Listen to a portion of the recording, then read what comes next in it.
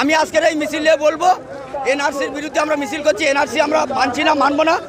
মূলত আরাবুলের কতটা ক্ষমতা আজকের ভাঙড়ের মানুষকে দেখে দিচ্ছে। ভাঙড়ের ছুটকে চাটকে আরাবুলের হাত ধরে যারা নেতা হয়েছে তাদেরকে আমরা আজকের বুঝিয়ে দিচ্ছি, নেতা আরাবুলের সঙ্গে গাদ্দারি করার কি সম্পর্ক তোরা আজ বুঝলে। তোদের পিছনে তোদের পায়ের তলায় থেকে মাটি সরে যাবে, আরাবুলই থাকবে। আর আমরা নরেন্দ্র মোদীকে জানাই ধিক্কার।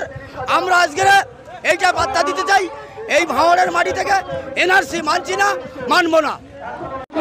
আপনারা তো দেখেছেন ভাঙড়ের মানুষ যেভাবে এনআরসি এবং সিএ এর প্রতিবাদে রাস্তায় নেমেছে। ভাঙড়ের মানুষ আজকে প্রমাণ করে দিয়েছে যে নরেন্দ্র মোদী এবং অমিত শাহ এদের মানুষ চায় না। এই আইন সর্বনাশা আইন, কালা আইন, এটা মানবে না। আগামী দিনে এই আইন নেমেছে, আমরা এর থেকে আরো বড় বৃহত্তর আন্দোলনে আগামী দিনে আমরা নামবো। এটুকু আপনাদের মাধ্যমে নরেন্দ্র মোদী অমিত শাহদের আমরা জানিয়ে দিলাম।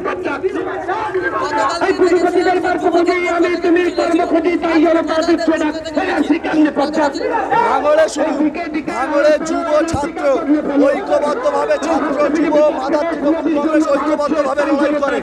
সরকারদার নেতৃত্বে কালকে মিছিল হয়েছে। আমি একটা কাজে ছিলাম বলে আমি যেতে পারিনি। সরকারদার নেতৃত্বে ভাঙড়ে যে মিছিল হয়েছে অত্যন্ত ভালো মিছিল হয়েছে।